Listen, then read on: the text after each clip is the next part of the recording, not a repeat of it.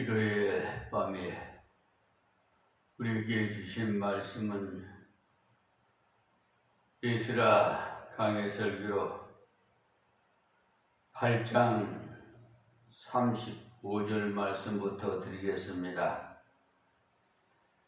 사로잡혔던 자의 자손 곧 이방에서 돌아온 자들이 이스라엘 하나님께 번제를 드렸는데 이스라엘 전체를 위한 수송아지가 12이요 또 수양이 96이요 어린 양이 77이요 또 속죄제의 수염소가 12이니 모두 여호와께 드린 번제물이라. 아멘. 에스라서는 바벨론에 포로로 잡혀갔던 이스라엘 백성들이 다시 돌아와서 하나님의 성전을 건축하고 하나님께 경배드리는 그런 영광스러운 기록이 담겨 있습니다.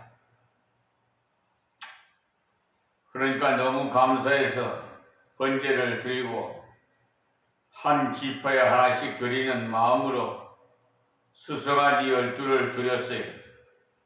번제가 무엇이냐면 헌신제사입니다.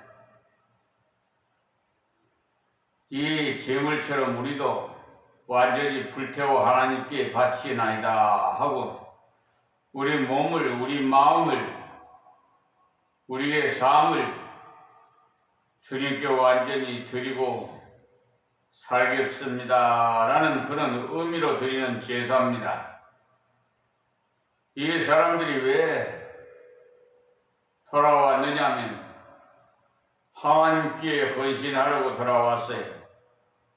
바벨론에서 잘 살 수 있고 거기에 안정된 나라가 있고 거기에 안정된 토지가 있는데도 불구하고 돌아온 이유는 하나님 앞에 완전히 헌신하기 위해서입니다. 헌신된 삶이 하나님 나라에는 그렇게도 소중한 것입니다. 다음 36절에는 무리가 또 왕의 조서를 왕의 관원의 강서편 총독들에게 붙임에 저희가 백성과 하나님의 전을 도왔느니라 하셨습니다. 아닥사스다 왕이 조서를 써서 주었는데 그것을 총독들에게 갖다 주었더니 그 사람들이 백성과 하나님의 전을 도왔다고 했어요. 대왕이 조서를 보냈으니 일을 줄 수밖에 없었지 않겠습니까?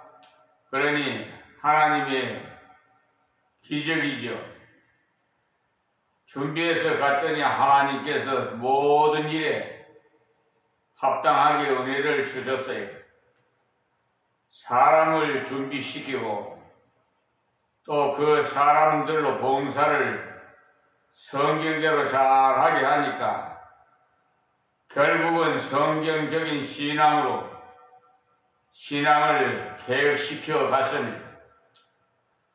기도하면서 믿음을 준비 잘해서 갔더니 가는 길이 아무런 사고 없이 형통했습니다. 그리고 물질도 규모 있게 잘 준비해서 갔더니 한 건의 사고 없이 하나님께 바칠 수 있었어요. 그리고 하나님께 드리는 영적인 제사를 통해서 은혜를 받았습니다. 다음 9장에 가면은 하나님께로 받은 은혜를 가지고 백성들 사이에 회개운동을 일으킨 내용이 나오는데 내가 은혜를 먼저 받아야 나가서 전도도 하고 회개 운동도 일으키지. 내가 은혜를 받지 못했는데 나가서 회개하라고 해봤자 소용이 없습니다. 그러니까 무엇이든지 내가 먼저 실천해야 돼. 내가 먼저 하나님의 은혜를 받고 변화되고 구별된 삶을 살아야 예수님처럼 본을 받아서 우리는 세상 앞에 나가서 빛과 소금의 역할을 하며 섬기는 서빙으로 해야 됩니다. 내가 섬김을 받으려 온 것이 아니라 섬기러 왔느라고 하셨어요. 요즘 세상 사람들은 섬김을 많이 받으려고 하지요. 높은 자리에 앉을수록 군림해서 그 권력을 행사하고 아주 그냥 서민들을 우롱하고 능멸하고 어신 여기고 세상은 다 그래요. 그런데 우리 하나님의 백성들은 이방인들 같이 그렇게 살아서는 안 돼요. 우리는 뭔가 좀 차별화, 세상 사람과 좀 다르게 빛을 발해야 돼. 어두운 곳에 가서 빛을 비추고 부패하지 못하도록 소금의 역할도 하고. 근데 보면 지금 현재 우리 한국 교회만 보더라도 예배당 문만 나가면 저분이 하나님 백성인지 세상 사람인지 구분을 못하겠어요.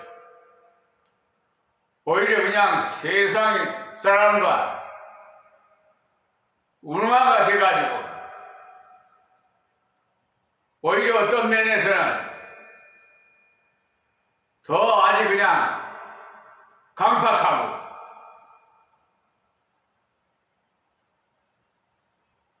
뭔가 좀 남을 나보다 낫게 여기고 배려하고 사랑하고, 사랑에는 희생이 따르니까 어쨌든 하나님이 기뻐하시는 삶을 우리가 살아야 됩니다. 말로만 거룩같이 하지 말고 말과 행동이 일치되는 삶을 살아야 돼. 그러니까 내가 먼저 변화돼야 됩니다. 그래야 다른 사람도 변화시킬 수가 있어요.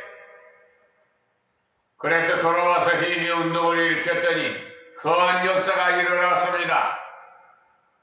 지금도 우리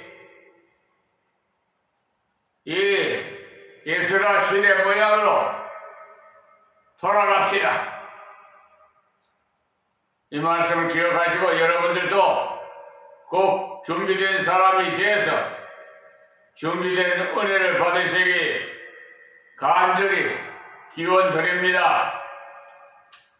그리고 9장으로 이제 넘어가서 서론의 말씀을 드리겠는데, 이스라엘이 포로로 잡혀가서 70년 동안 포로 생활을 한 후에 1차로 스룹바벨과 예수아와 5만 가까운 백성들이 돌아온 내용을 6장까지 해서 공부했어요. 그 다음에 7장부터는 2차로 이스라엘이라는 분이 10,000명 가까운 사람들을 데리고 들어와서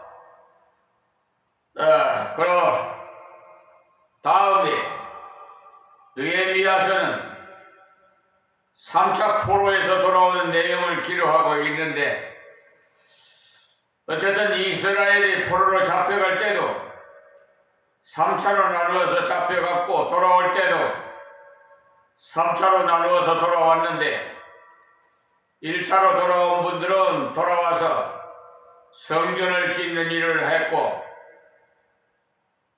또 2년 정도 지난 후부터는 성전을 짓기 시작했는데, 조금 하다가 어려운 일이 생겨서 그대로 공사를 하지 못하고 그냥 쉬었어요. 16년을 쉬다가 다시 하나님의 은혜로 새롭게 출발해서 짓기 시작한 지 4년 만에 완공을 했어요. 저희 임마누엘 교회도 제가 동력자 교회에 집사라는 분이 건축업을 한다 그래서 또 그 동력자하고 세상적으로도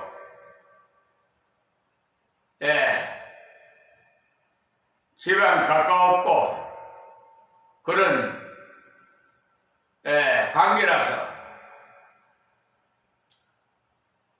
그러니까 촌수로 따지면 조카빨이나 되는 그런 집안, 그 학렬로 그 족부로 따지면 그렇다 그 말이에요. 그런데 그 교회 교인 중에 건축업자가 있다고 그래서 저는 믿고 이왕이면은 그분에게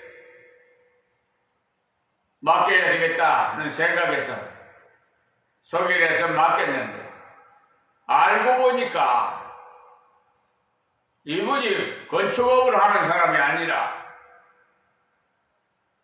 어떻게 건축하는 데 가서 판넬이나 들고 들어다 주고 왔다 갔다 하는 공사장에서 잡부일이나 그렇게 했던 모양이에요. 제3자한테서 들어보니까. 그러니까 자기가 못 지으니까 다른 사람한테 도움을 준 거야. 참. 그래서 이상하다. 나는 그 동력자, 그 집안 되는 그 조카빨 되는 그 교회의 교인에게 그 공사를 맡겼는데, 아니 다른 사람이 와서 공사를 해. 그래서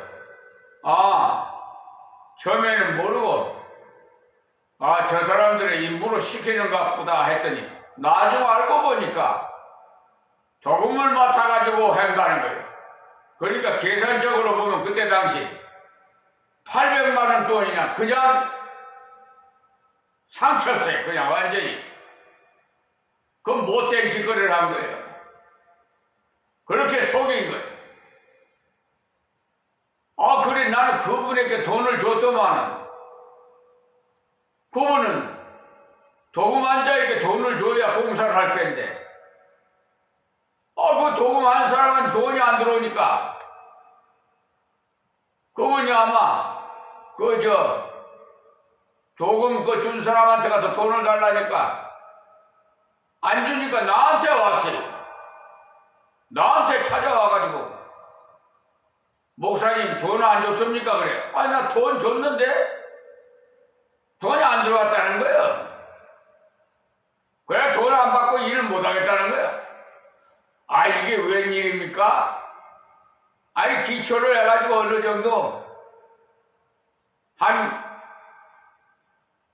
5, 60%의 공사를 하다가 중단해놨으니 2년 동안에 걸렸어요. 2년 동안. 참.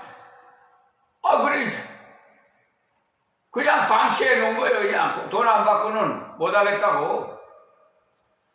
그래서 참 속상해서 스트레스 받쳐가지고 그래서 우리 아시는 분들이 목사님들이 예배당 청축하다가 세상 떠나신 분들이 있어요. 왜냐하니까 스트레스 받으니까 그냥 글로 인해서 그냥 세상을 떠나셨어요.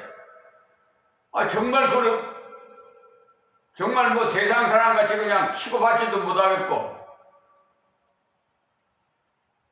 또 막말도 할 수도 없고 속알이 뺑이로 그냥 속으로 그냥 하나님께 기도밖에 할 수가 없지.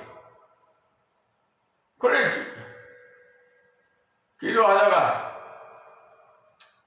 지혜를 주셔서 그 청구업자한테 도금업자한테 건축하는데 그 공사비를 정산하는 그런 사업소가 있어요. 인천에. 그래서 그럼 거기 가가지고 견적을 빼가지고 공사하는 거 얼마나 견적이 나오는지 거기에 대해서 나오는 대로 내가 드리겠다고 그렇게 해서 공사를 했어요. 그런데 그러기 전에는 막 엄청나게 돈을 많이 달라고 그러더라고. 예배당 건축하면 한 미천 잡아야 된다고 그러는 것 같더래, 사람들이. 일반 건축하는 것보다 예배당 건축할 때는 그런 말이 돌아요. 그러니까, 참. 내가 가가지고 지혜를 하나님 주셔서 그 정산하는 데 가서 건축하는 데 얼마 드는지 이게 예배당 건축하는 데 돈 들어가는 거 정산해 달라는 정산해서 그대로 돈을 주고 공사를 했어요. 그러다 보니까 2년 동안 멈춰들어서 보니까 그냥 여름철에 겨울철에 그냥 방치해 놓으니까 그냥 하수도가요. 자기들 돈 안 받으니까 하수도도 이렇게 비스듬히 이렇게 물이 잘 내려가게 해야 되는데 그냥 아무렇게나 그냥 울퉁불퉁 하는데 그냥 아무렇게나 그냥 파이프 묶고 그냥 흙을 덮어버렸어요. 그래 놓으니까 흙이 들어가갖고 여름철에 비가 막 와가지고 흙이 그냥 하수도에 막히고 이래가지고 그냥 제가 2m를 팠지 않아요? 꽃갱이로. 진짜. 이 건축하는데 돈이 교회 재정 1,000만 원 갖고 했어요. 교회 은행에 1,000만 원 나누고 광야 예배 15개월 드리다가 하나님께서 은혜로 기적을 베풀어서 여기 입당 봉헌 예배를 드렸습니다. 그때 당시 10원 하나도 빚도 없이 하나님 주신 대로 하죠. 그런데 지금은 빚과 소금의 역할을 그거 하느라고 법원이고 검찰청이고 경찰서 쫓아다니고 뭐 여기 전반적으로 다 다니다 보니까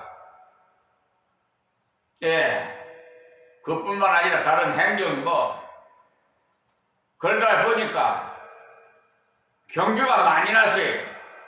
한 10수년 동안 하다 보니까 1억이라는 부채를 대출을 받게 될 수밖에 없었어요.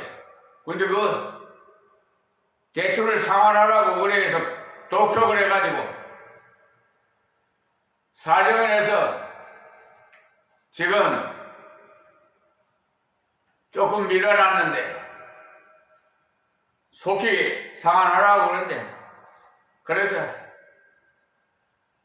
제가 하나님 앞에 기도할 수밖에 없지. 제가 무슨 물질이 있습니까? 저 몸뚱아리도 다 하나님 것인데 주님의 피값으로 샀기 때문에 저는 소유가 없어요. 관리자지. 여러분들도 다 주님의 피값으로 산 거니까 내 몸이 아니고 내가 일해서 돈 버는 것도 다 하나님의 소유권이 우리는 관리자예요. 그런데 11조를 하나님 정해서 드리게 하고 그 나머지 생활하게끔 하나님께서 하신 거지 전부 하나님 거예요.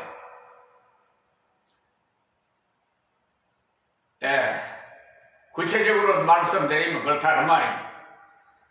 그래서 이게 16년을 쉬다가 다시 성전을 건축했는데 4년 만에 완공했으니까 정말 이걸 기록을 생각하니까 우리 임마누엘 교회 성전 건축한 것이 생각나서 말씀드렸습니다.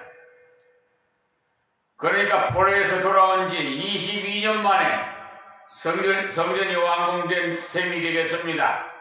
그때도 학계라는 선지자와 세가라는 선지자가 강력하게 권고해서 회개하는 마음으로 다시 성전을 짓게 되었는데 2차로 돌아오게 된 것은 이스라엘은 학사김 제사장의 그 동료에 의해서 돌아오게 되고 1차로 돌아왔던 스룹바벨이나 여호수아는 벌써 돌아가시고 난 후입니다.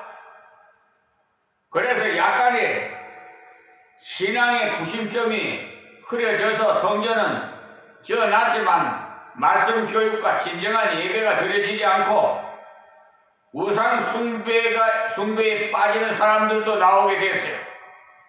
그 이유 중에 하나가 이방인들과의 계론이었습니다. 에스라가 그 소식을 전하고 돌아가서 하나님 말씀을 가르쳐서 다시 한번 신앙을 개혁해야 되겠다는 그런 마음을 먹고는 사람들을 모집해서 돌아오게 되는데 기도로 준비를 하고 자기 혼자서는 그 많은 사람들을 다 가르칠 수 없기 때문에 예인들을 많이 모집해서 같이 돌아왔어요. 지난 시간에 말씀드렸습니다만 돌아올 때 1500km나 되는 그 먼 길을 4개월 가까이 걸려서 걸어오는데 칼 한 자루 가지지 않고 군사도 없이 민간인들만 그 많은 보석과 보물을 가지고 왔는데도 무사히 도착했다는 내용을 말씀드렸습니다. 그 이유는 하와가 강가에서 하와가 아니라 아하입니다. 수정하겠습니다. 아하와 강가에서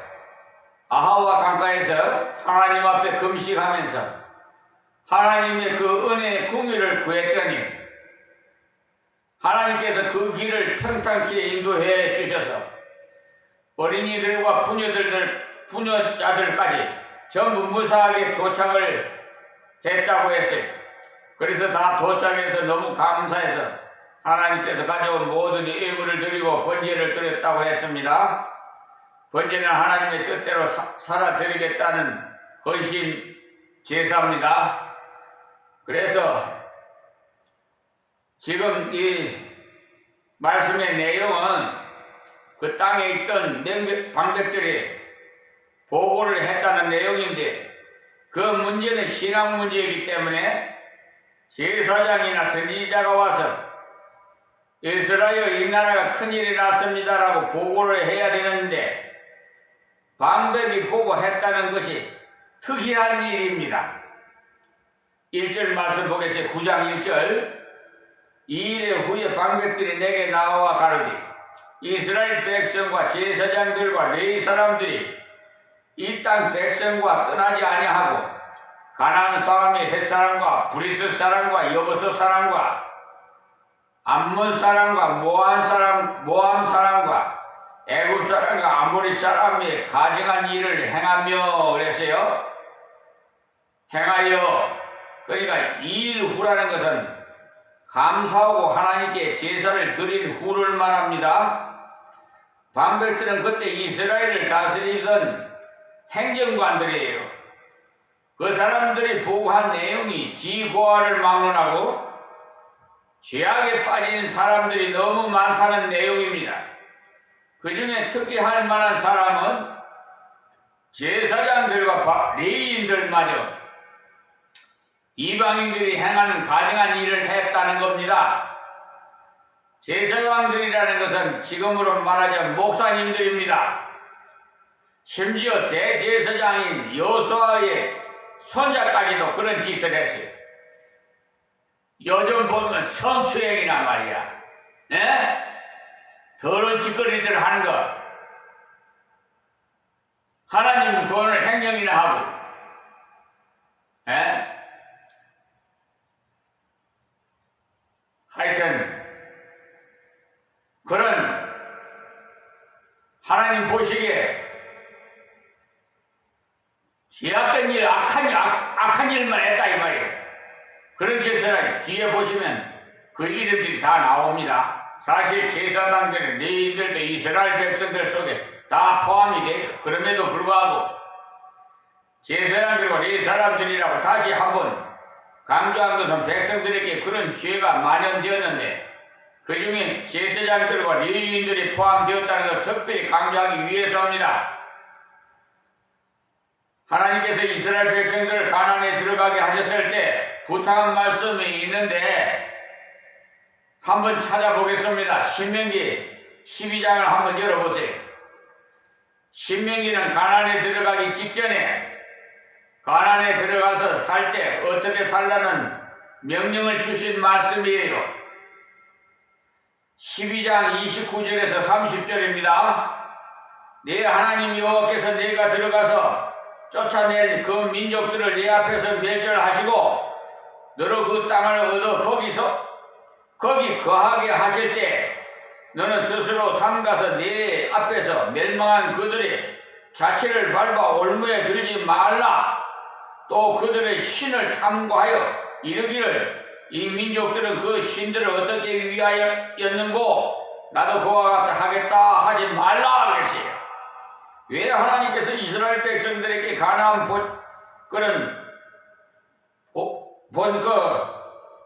족들을 완전히 멸하라고 했느냐, 본족 그 가나안 족속들을 멸하라고 했느냐 하면 그 이유는 그들이 우상을 섬기고 도덕적으로 너무나 타락해가고 짐승에 가까운 생활을 했기 때문이에요.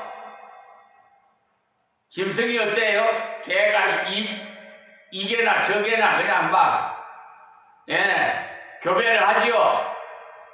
짐승 요즘요 짐승도 데리고 안고 자고 혼자서 사는 분들이 그래 안고 다니고 하여튼 뭔 속셈이 있는지 모르겠지만은 고양이도 그냥 애완적으로 기르고 그러더라고요. 저는 개 같은 거 좋아하지만 털이 날아가지고 아주 그냥 위생적이지 못해서 저는 싫습니다. 전에는 개를 좋아했는데 근데 가만 보면 사람이 개보다 더 못한 사람이 있어요. 개는 그래도 주인을 알아보고 꼬리나 치지. 사람은 말이야 그냥 번둥만두 밖에서 부모님이 와도 인사할지도 모르는 그런 불의한 자식들이 있어요. 젊은 세대들이 왜 이성교육이 그렇게 안 됐는지 모르겠어요. 저는 그냥 속에서 우라통이 터져서 그냥 그런 거 못 봐요. 길거서 담배꽁초 그냥 버리면 그냥 담배꽁초 주라고 그냥 막 그러는 사람이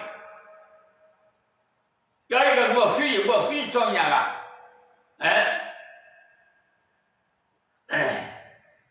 그러다가 목사님 봉변당하면 못 들라고 그러시냐고 저보고 겁박도 주더라고요.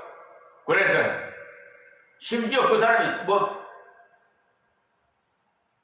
한 사람이 뭐 큰 소리 친다고 그런 말이 있듯이 아이 그 나쁜 짓거리를 해서 내가 그 담배꽁초 주우라 그랬더니 파출소까지 나보고 아니 나 뭔데